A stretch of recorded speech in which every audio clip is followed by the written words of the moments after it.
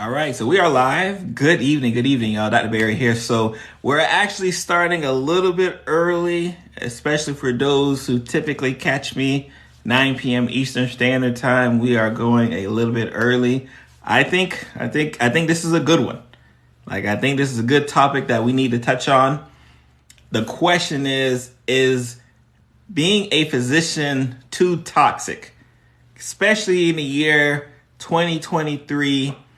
We got to ask ourselves, is being a physician, more importantly, is the journey in becoming a physician just now too toxic? And I'm going to obviously go into the detail of why, this question had to be asked. Appreciate you for joining. Make sure you hit the likes. Make sure you hit that share button. If you're not following, make sure you follow as well, right? I think we got a good doozy of a topic this evening. First of all, thank you for everyone who's joining the live. Again, I am yours truly, Dr. Barry Pierre, board certified internist. This is our weekly live session. I call it my Doctor Reacts, where I just kind of go off the cuff and we just talk about something that comes across the social media feed or some real pressing event that really needs to be discussed. And I think this is a good one because I came across a tweet, and fortunately, I've been doing this so much that people typically send me stuff. So they'll send me something, say, hey, Barry, I think this is a topic you need to touch on. So we're going to do just that. And again, if you're just catching on, this is becoming a physician too toxic, especially in the year 2023. Join me. So let's give some background. Let's give some background info just so we have an idea all right, where is Dr. Barry coming from with this topic? So a tweet got sent to me, someone on Twitter by the name, and obviously we like to give credit where credit's due.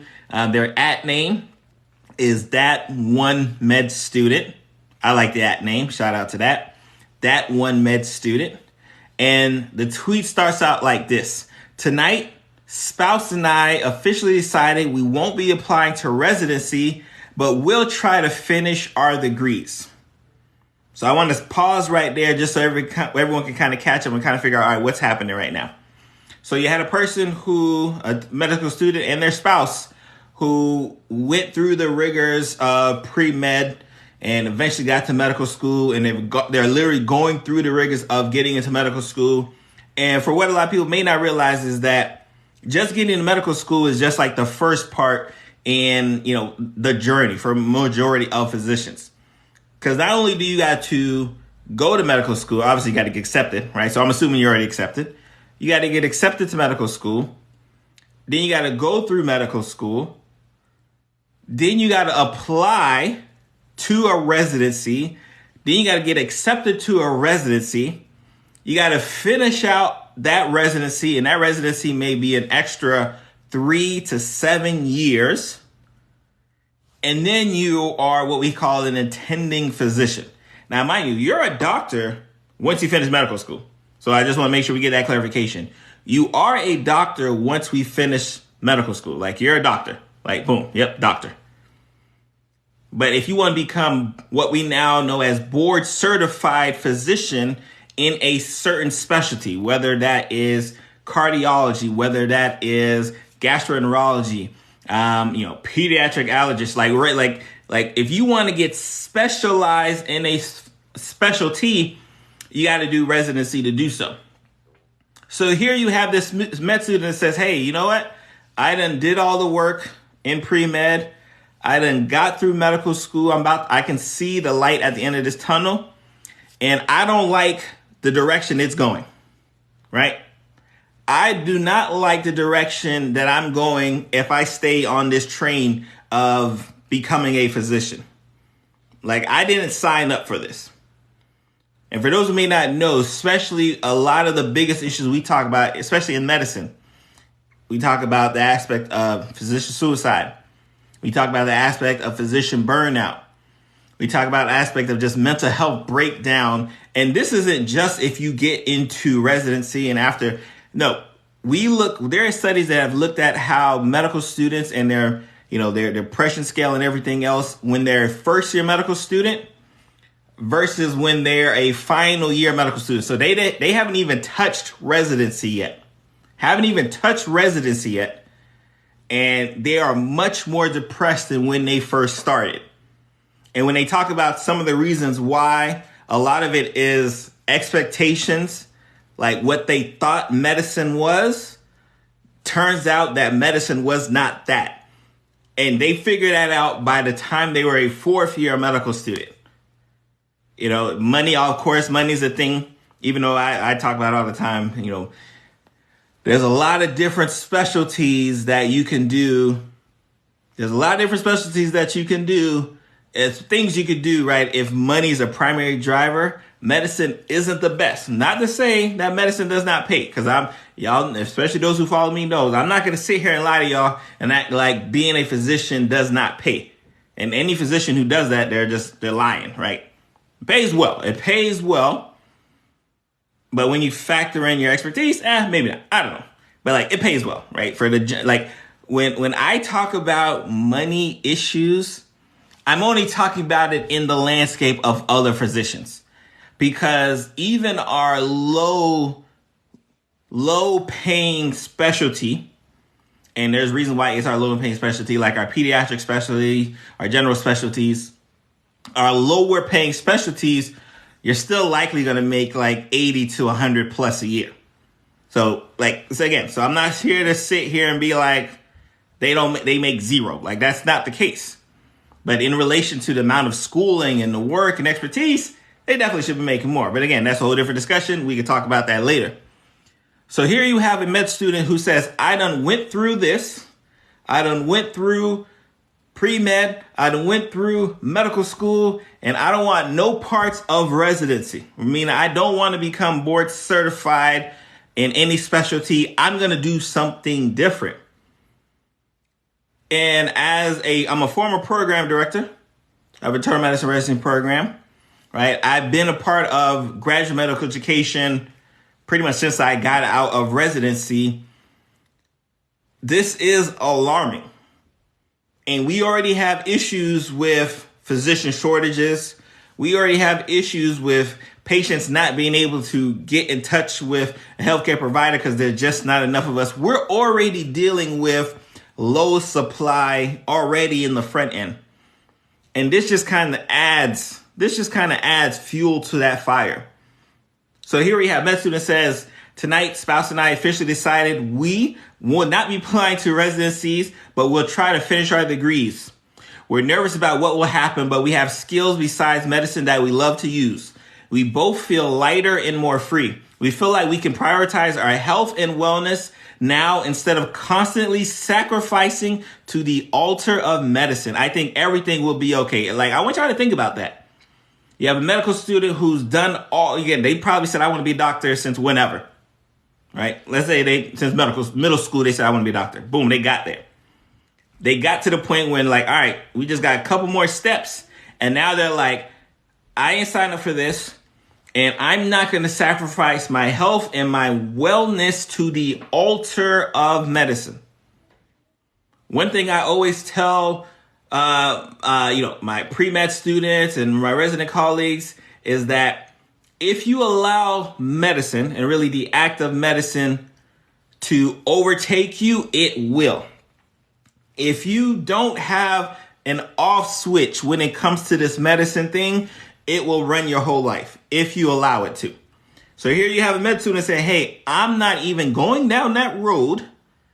I don't know what, like that dream y'all was trying to sell me when I was a pre-med, I'm not buying it anymore. I'm getting off this train. Then they say, and I'm not sure if it's a he or she, so sorry. It's so insane to me that I was so entrenched in medicine culture that I was okay with ignoring health problems, relationships, hobbies, and things that make me feel both fulfilled and happy. Nothing is worth giving all that up. Right? Think about that.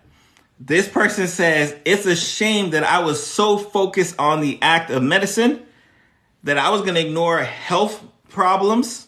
I was going to ignore my relationships. I was going to ignore hobbies and things that just made me happy. Again, this person is not an outlier.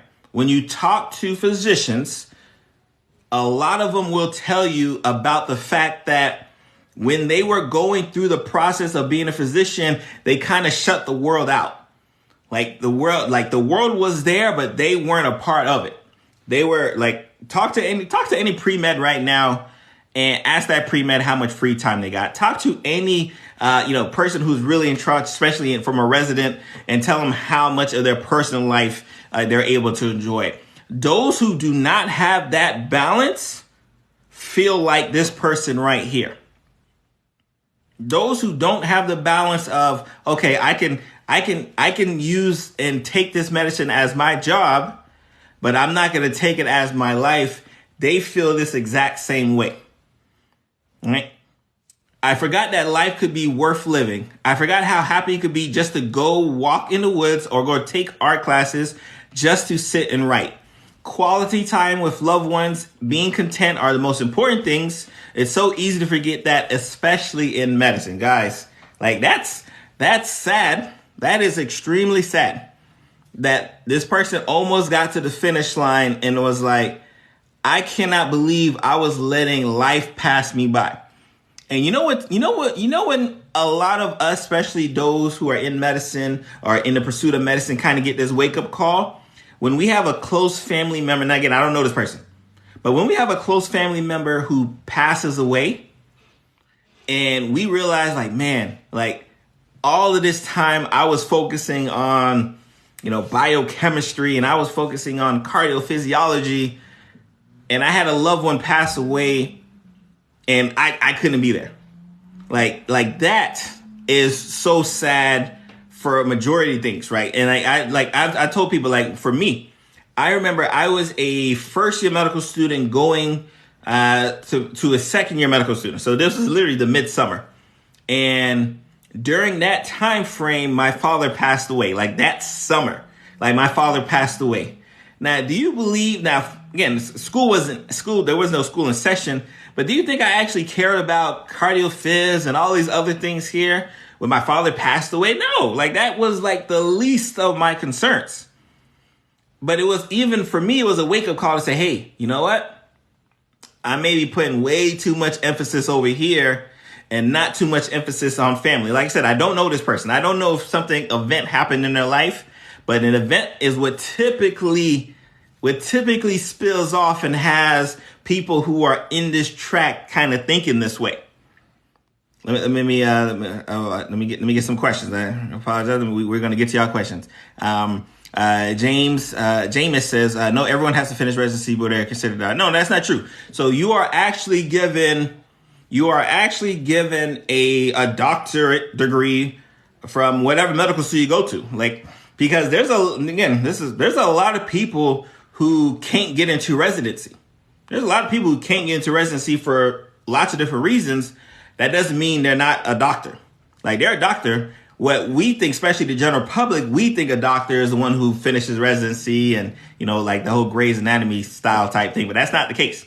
So, yes, you are a doctor. Like, no one can't take your doctorate degree. And more importantly, there are a lot of docs who, not a lot, but there are docs who go and say, all right, I'm not going to do residency. I'm going to go into, business side. I'm going to go over here. I'm going to go over there.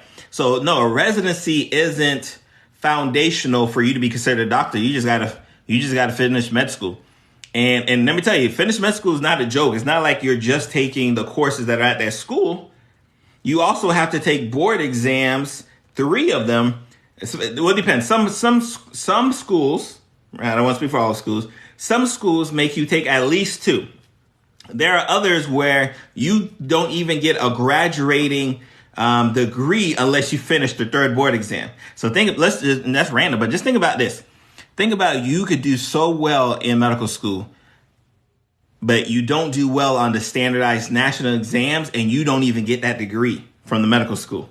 And mind you, that medical school been taxing you and taking that tuition money, but you don't get it. That's a whole nother discussion, which we definitely should have. I've had, especially if you guys who may be new to my channel, I have a podcast, Lunch and Learn with Dr. Barry. I've had Dr. Nina Loom, who is an amazing IMG coach. He talks about it all the time.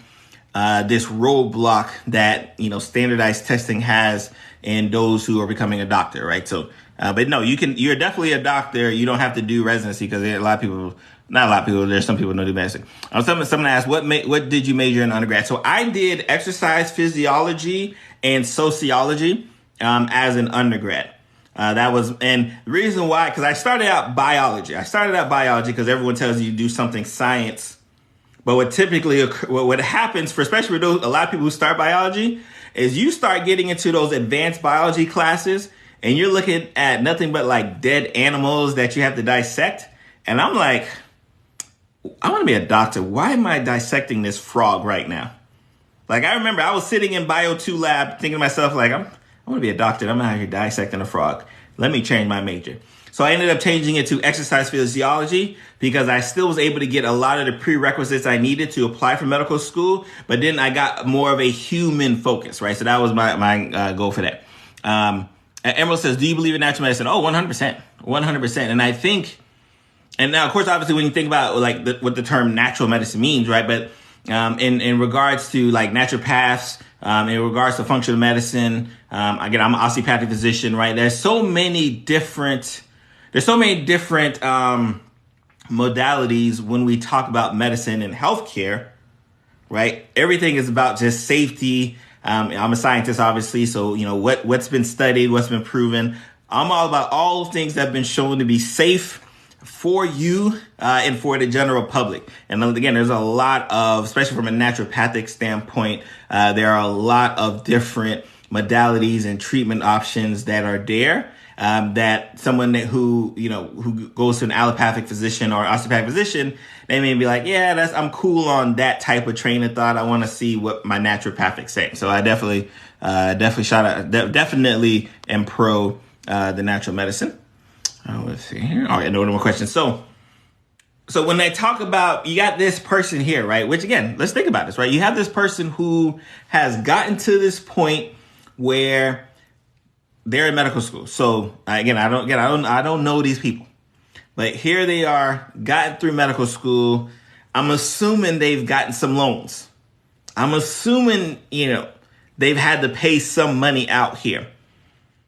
And despite the fact that they've had to pay money, right, for the schooling, which again, tuition is a lot,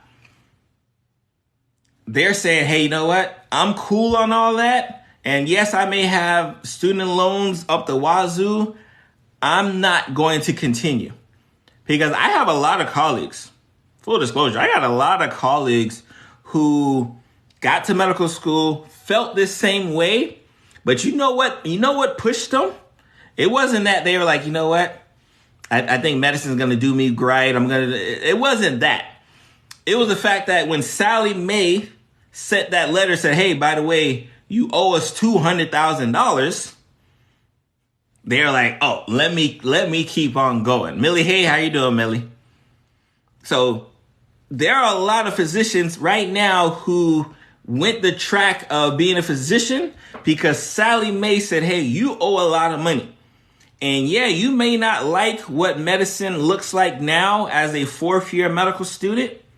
You may not like what it looks like now, but you're definitely not going to like these bills we're about to send you. And you better get a job that can pay for these bills. So the act of having a lot of money that you owe to the, whatever loan, loan shark, I don't want to call him a loan shark, but like whatever loan, person you have, is a big reason why there are people who are like, you know what? Like, I'm going to keep on going despite all this, right? Despite the fact that I'm not in love anymore. I'm not in love with the idea of being a doctor. I'm not in love with the idea of sacrificing my relationships. I'm not in love with the idea of sacrificing my happiness. I'm not in love with none of that. But I owe these people a lot of money. And because I owe these people a lot of money, guess what? I'm gone. Like, I'm going to keep on going. And for the public, for y'all, a lot of y'all notice, right? Y'all may not think about it. A lot of y'all notice who some of these doctors are.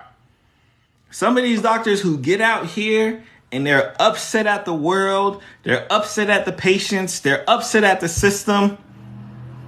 It's really because, you know what? if it was up to them, they'd stop tomorrow. But it's not up to them. Their finances and their bills don't allow them to just stop. Right? They focus, right? Think about this irony.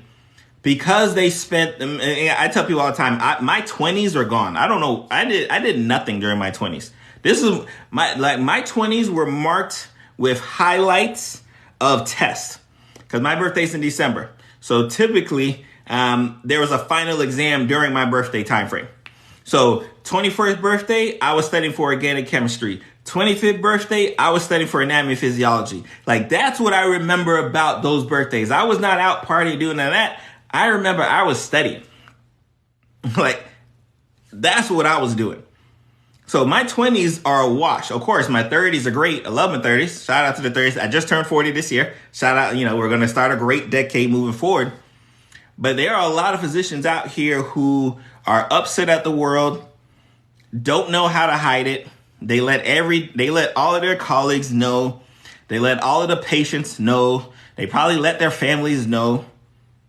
And they're upset because the dream that they had of what medicine was when they got there wasn't that. And it's sad. It sucks, right? It sucks. Again, I feel bad for them, right? I wish they had an opportunity to do something they actually love. But Sally Mae and Nelnet and whoever they owe money to is like, hey, yeah, that's cool and all, but we still need that money back. Like, we still need you to pay that tuition money back when you was in undergrad, when you was in medical school. Some people even got during residency. We still need all of that money coming back towards us. So you have it, right? Where I think in the year 2023, a lot more of my pre-meds, a lot more of my residents, they're very keen on doing what makes them happy. I absolutely love it too.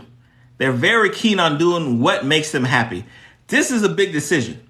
A med student says, I'm not going to continue a residency. That's a huge decision mentally, physically, financially. And still they're like, I'm not going to do it because I'm not going to sacrifice myself to the altar of medicine. Those are huge words, y'all. The altar of medicine. Those are huge words. But when you allow medicine to overtake your life, medicine will definitely do that.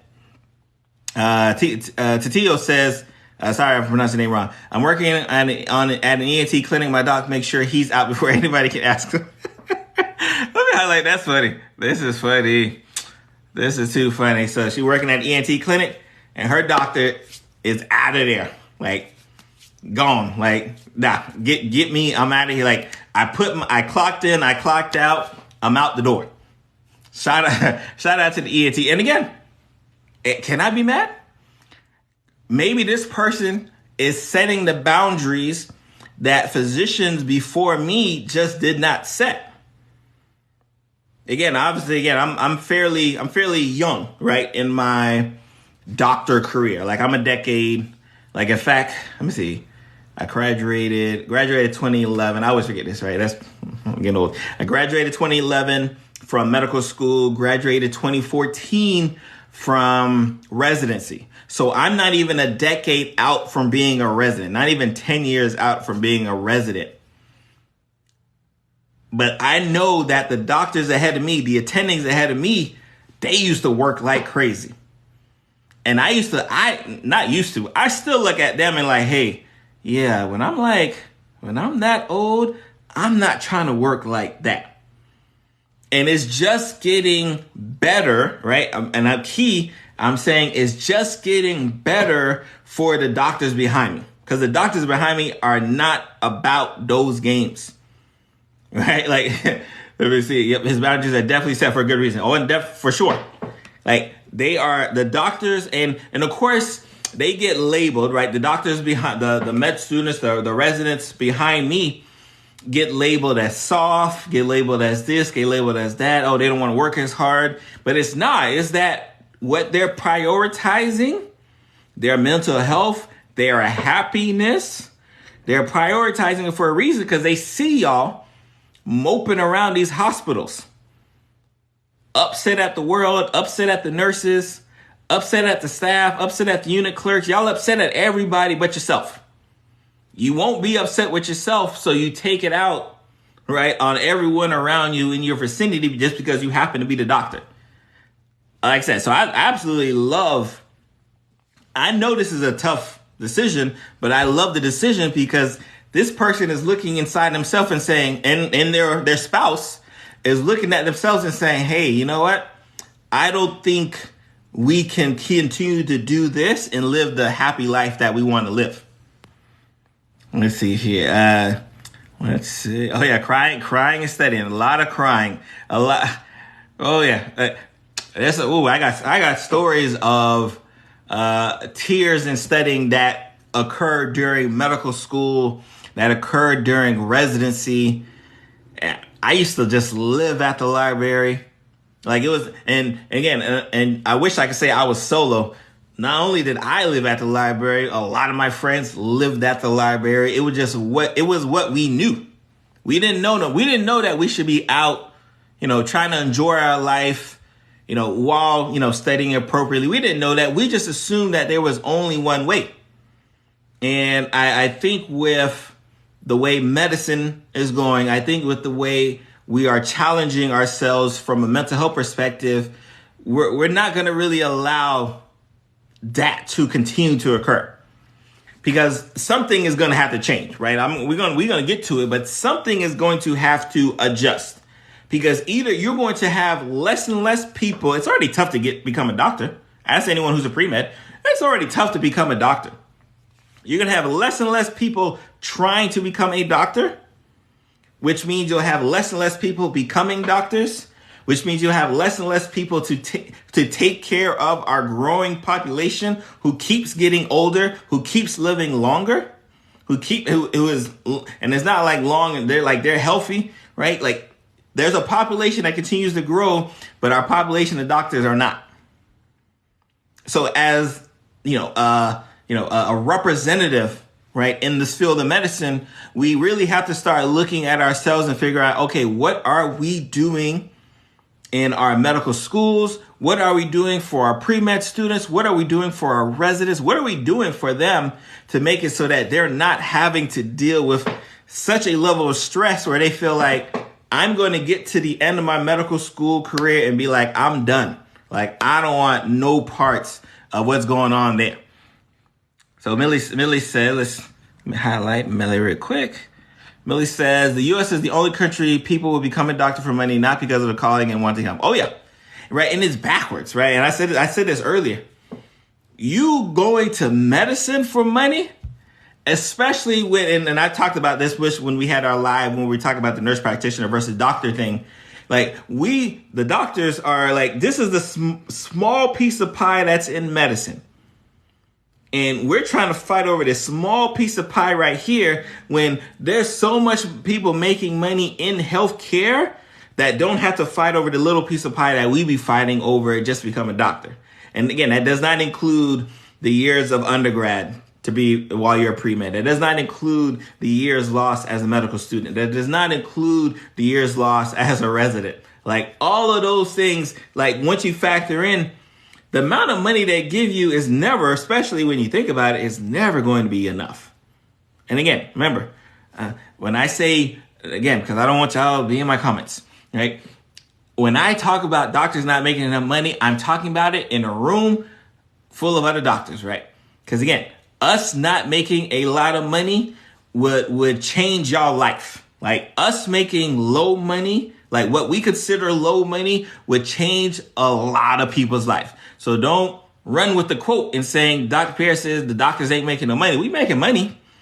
But when we factor in our skill set, when we factor in our time, and again, relationships lost, happiness lost, wellness lost, when we factor all those things there, it ain't that much. But again, it's still a lot of money, right? So don't run to me. Please don't do it. Most doctors in other countries get in the profession because they love what they do in the science. Yes. And what you see, especially the doctors who love what they do and love the science aspects of just medicine, it's so easy. They stand out from a mile away. you don't even have to think about the doctors who you come into contact with who really love doing what they do. I tell people all the time, I feel like I be stealing money over there. I'm like, man, I can't believe they paying me for this. I love doing this. Like, I get up every day saying, man, I love the opportunity I have as a physician. I know I got some colleagues who don't wake up like that, y'all. Full disclosure.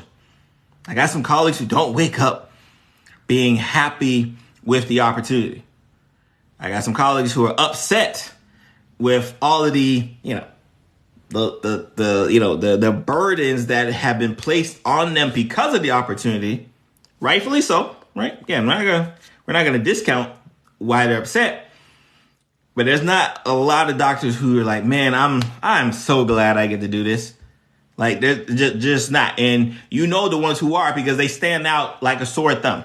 Like, it's like that when because I do inpatient medicine, rehab medicine, hospital medicine. So essentially post-acute care. So I don't have like an office anymore. I used to have an office when I first started out of residency. I don't have an office anymore. But the amount of people who would be like, man, do you have an office? Can I come see you after? Because they just recognize that, yeah, you know what? This guy cares just a little bit more. And again, y'all, like, I wish I could toot my own horn. Like, I wish I could tell y'all, like, I'm like the next best thing since sliced bread. I wish I could tell you that. Low key, I may be subconsciously telling you that. Low key, I don't know. But I know it just because I'm just head above and shoulders the rest, right? Like, because I know when I walk into a room, that patient recognizes that, like, I just care a little bit more. And unfortunately, our profession is being drowned out by a lot of docs who don't really care that much. Which, again, it's just sad. But, you know, what can you do? Let's see here. Let me see here. Let's see.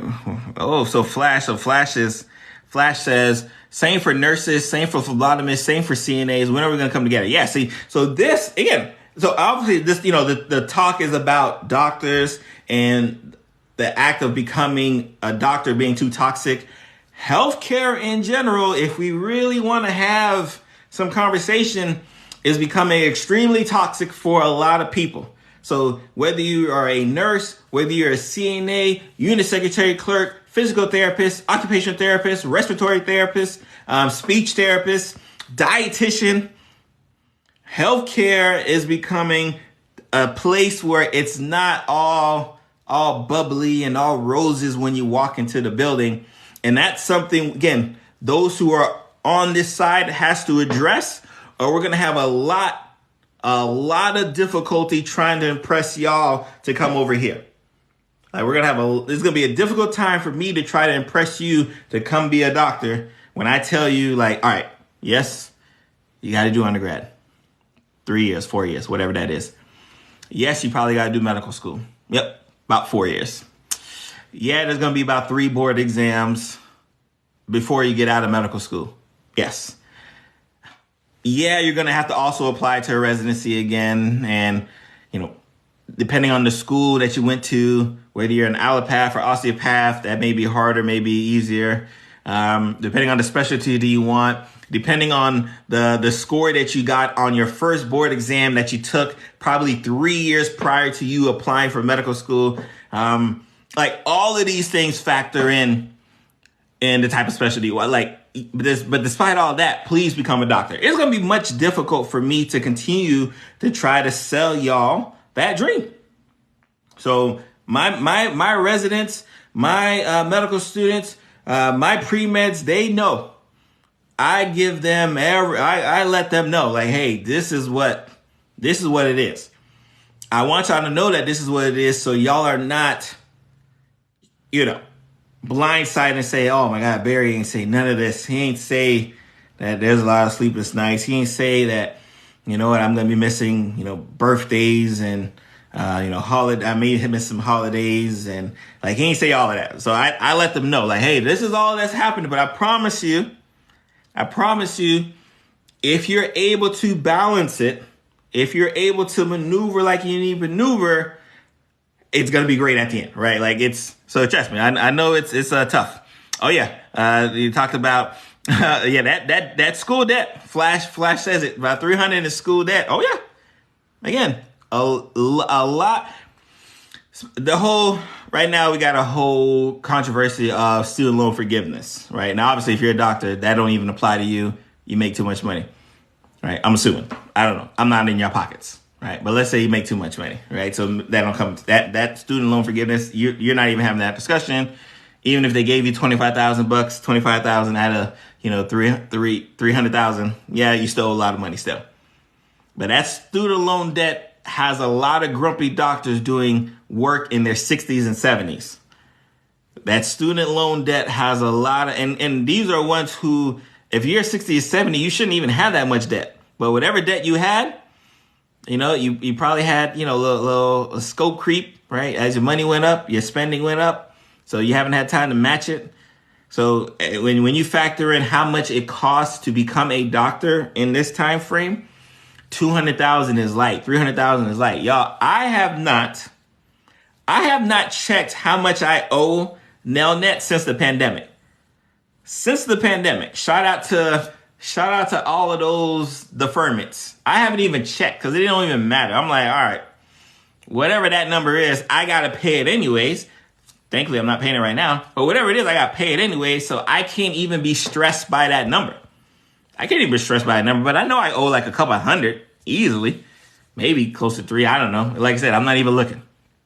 Let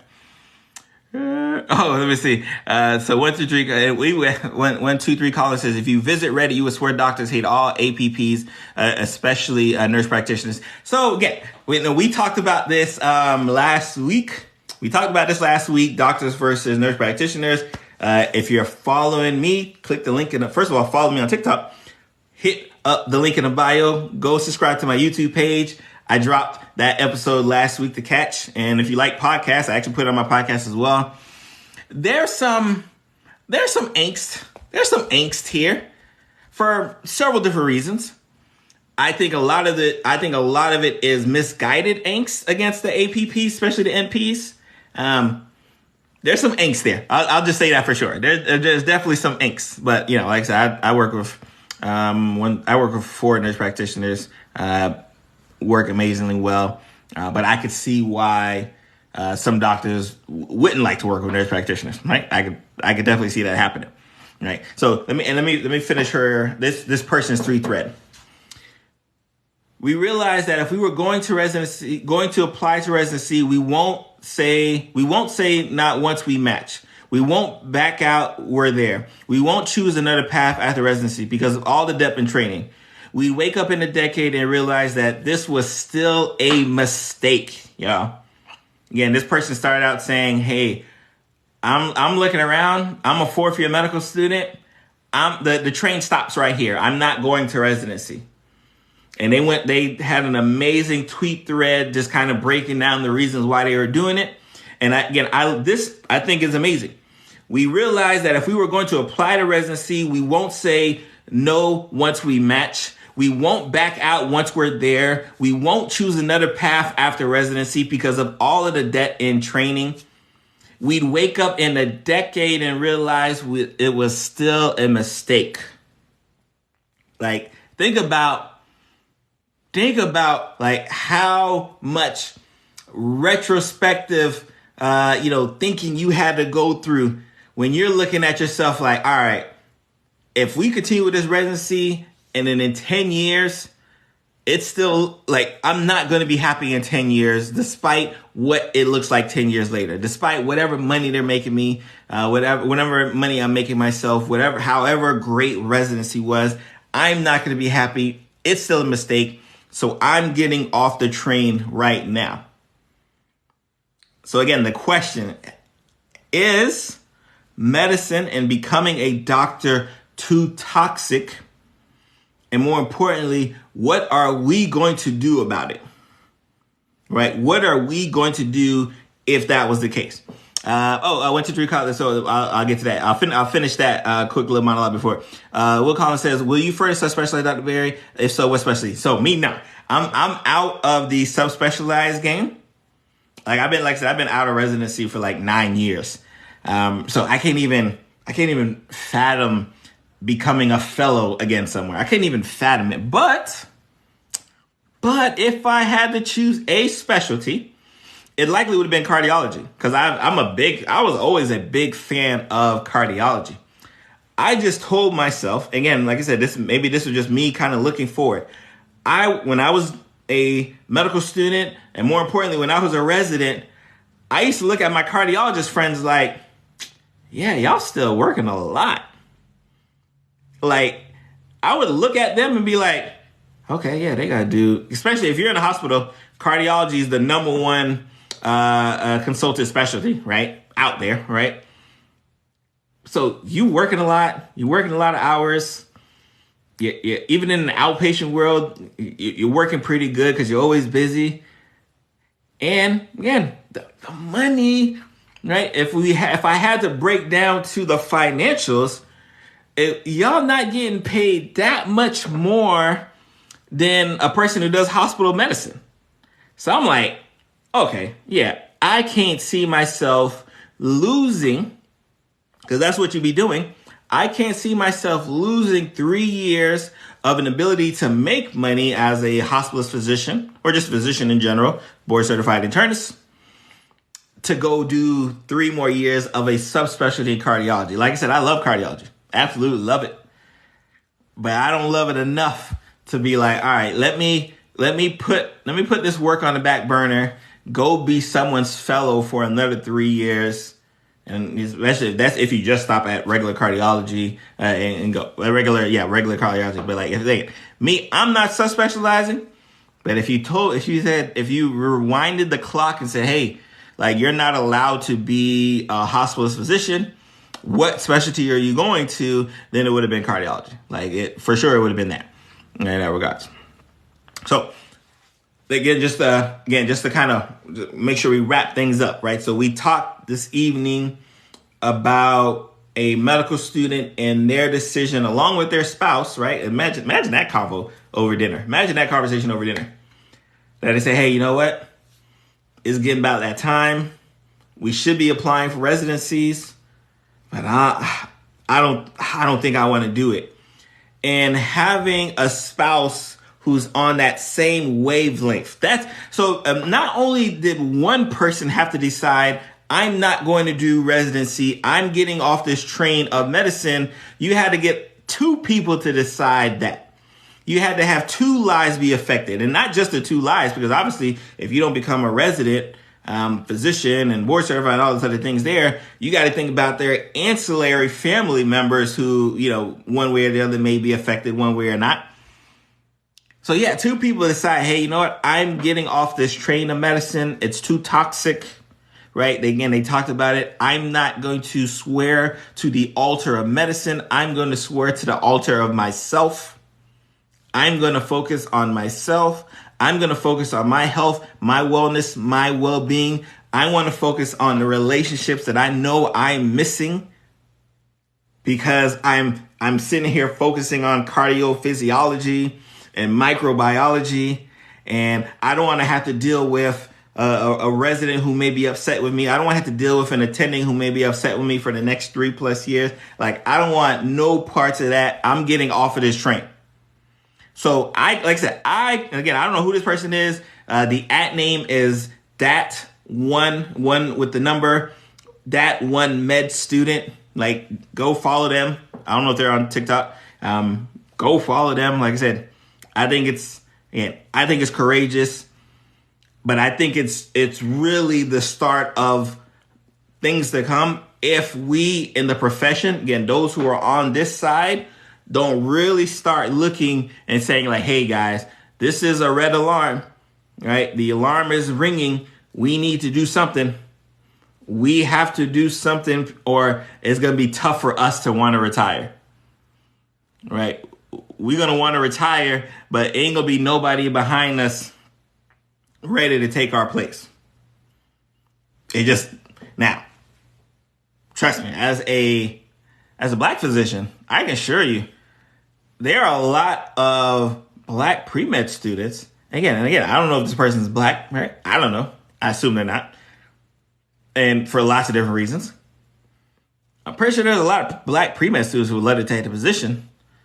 But would they take that position knowing all of the angst and strife that is going to come upon them when they take that position? I don't know. And I think that's what's tough, right?